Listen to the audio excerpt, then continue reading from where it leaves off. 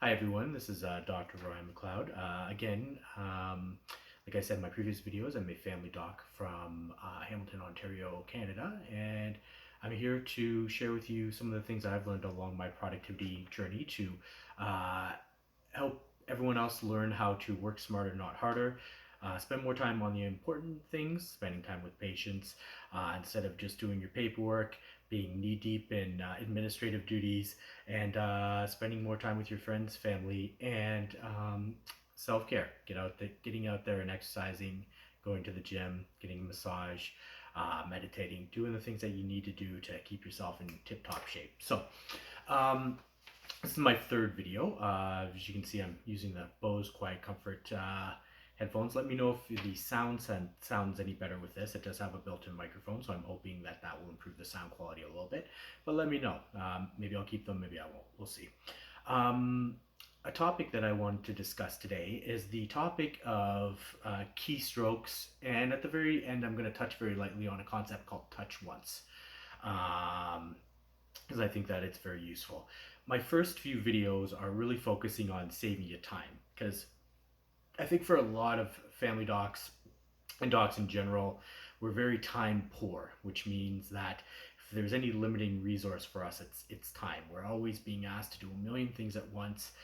Concentration gets into that a little bit and attention, but really the biggest problem often is that we're just asked to do so much in so little time. There's only 24 hours in the day, so you can really only do so much. And ideally, 7 to 8 hours of that should be sleep, right? Uh, I went for years with four, 4 or 5 hours of sleep a night, thinking I was fine, and then I started sleeping 6 or 7 hours. Not always, but try to. And things were a lot better then. As much time as you can save, the better. So, the one concept I wanted to talk today to you about is the concept of keystrokes. Now, many of us use EMRs or electronic medical records, which are these computer programs which were supposed to save us a lot of time in healthcare. Not always, the promise has not always panned out to be the truth, but it is what it is. Keystrokes, what keystrokes are instead of, like let's say if you want to print something or if you want to produce a new note. So the classic way of doing that would be go up to the top of the screen and mouse down, and then you open up a little thing that says, produce prescription or new letter or new note. And this can take a lot of time. This can take about up to 30 seconds each time if you can't find what you're looking for. Maybe it takes longer. And there are ways of doing it using a keystroke, and at least in the practice solutions, the EMR that I use has a lot of keystrokes that are really quite useful. And once you learn how to use it, it really, really makes your workflow go a lot quicker. So I highly recommend learning at least one keystroke a week and going from there. So again, like I said before, if you find this content useful, like down below, comment down below if there's any suggestions you guys want to make about improving things or topics that you want to see. If I get enough people talking about certain topics, I'll do my best to try to make a topic on that. And or if you just like someone else's comment saying, hey, I want to see this. If it has like 25 likes, all right, I'm gonna put that at the top of my list of videos to make. So again, going back to the what, who, where, when, why, and how. What are keystrokes? So keystrokes are quick keyboard combinations that can generally speed up your work. It'd be something like, at least in practice solutions, and I'm sure in a lot of other things, Control P for print, Control N for note, and instead of messing around and going up and looking for the thing to click on, it's just a very quick split-second thing to do what you need to do in the EMR. Who can this be helpful for? Doctors, surgeons, nurses, physician assistants, dietitians, pharmacists, pretty much anyone who uses an EMR will find benefit from this. Highly recommend learning the keystrokes, telling your staff about keystrokes for jobs that they're going to be using a lot, because I think it's gonna benefit them a lot. Where can this be used? Pretty much in most EMRs worth their salt, I think, will probably have some form of keystrokes, but mostly just the EMRs. You could also use it in a lot of um, like internet browsers, and I haven't used Word in quite a bit, but a lot of word processors, spreadsheet programs will have keystrokes often to save you time. When to use it? Anytime. I think there's very few times when they're not useful, so I highly recommend it. Um, and why would you want to learn keystrokes? Why would you want to spend your precious time learning keystrokes when maybe you could be doing something else with it, doing prescriptions or writing a note or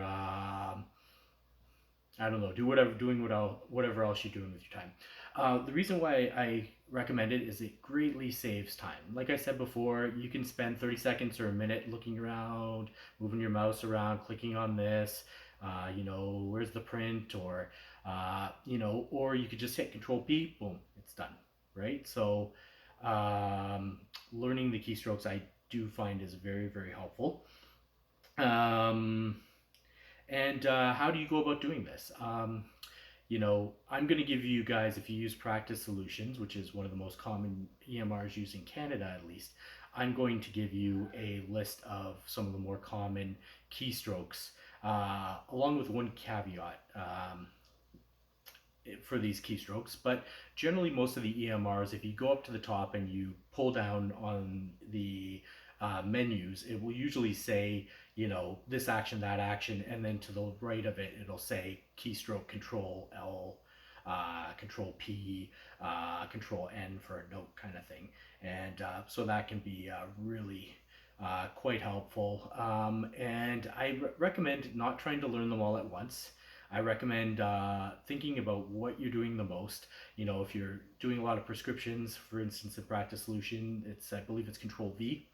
So using that and getting used to using it, right?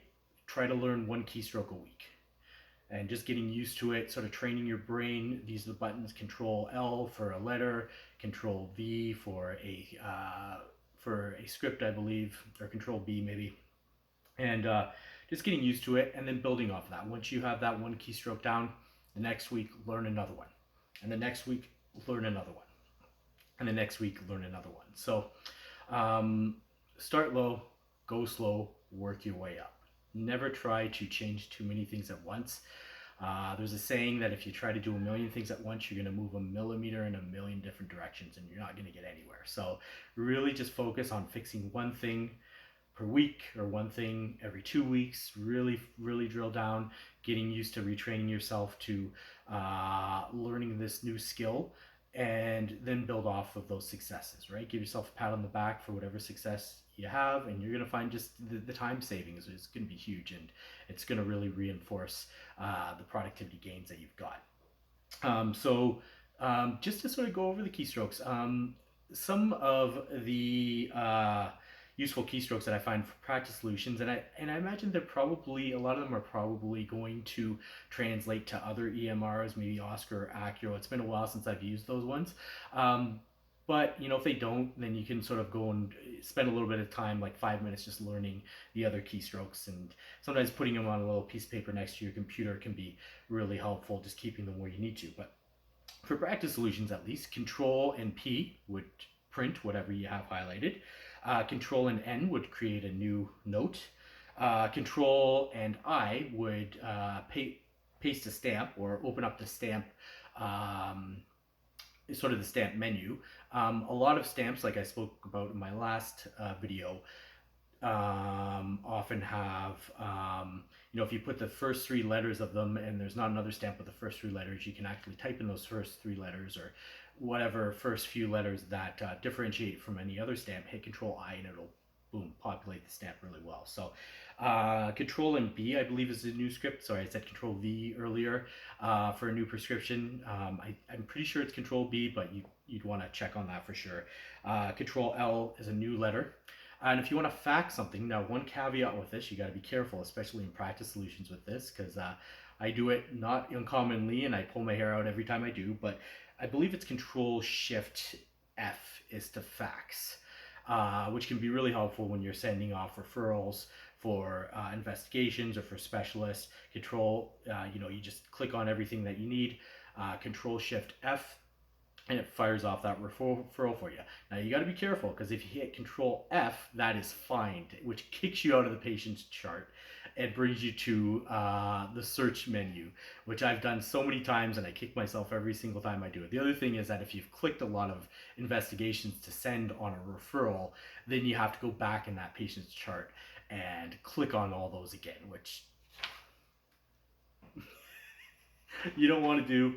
It does happen from time to time, but it is what it is. So, yeah, so I'm hoping that if you guys uh, look into, working with touch once, teaching your, or sorry, learning about stamps, teaching yourself a new stamp every week, I think that you're gonna go a long way, and that's really gonna benefit you. The other concept I wanted to touch on briefly is the concept of touch once. Now, if you're like me, you get like anywhere from, I'd say on average, I get something like 200 messages, pieces of paperwork, 200 pieces of paperwork, messages, labs, notes, whatever else a day, scripts, whatever else a day to do. And if I let those build up, I would be in big trouble in no time flat, right? I probably have thousands of messages in my inbox and I never get out from under it. So there's a concept called touch once. Whenever a piece of paper or a message or something comes across your desk, sometimes you'll look at it and you'll say, oh, this is too much. I don't want to deal with it right now. I'll just leave it alone and I'll leave it in the pile and I'll deal with it later. I challenge you to not do that. I challenge you to touch once. If it's something that you can deal with in the time that you have, generally the recommendation is within a period of 2 minutes, do what you need to do to get it done, right? If you don't have time for it, at least make a little note, like you've looked at it, or let's say if you need to read it. I'll often put RWT, which means read whole thing, if it's like a 6-page report and I don't have time to read it. Or look at this aspect, or this aspect of the blood work is abnormal.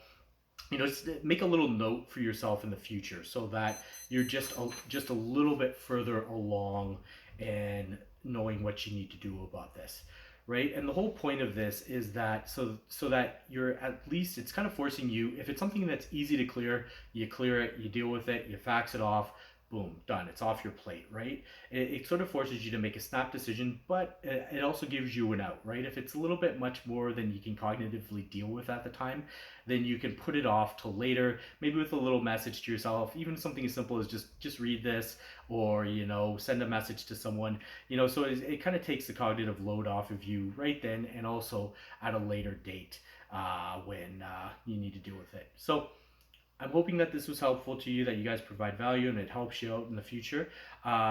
Hit that like button if you haven't already, and hopefully I'll be able to drop a new note for you next week. See you later. Bye.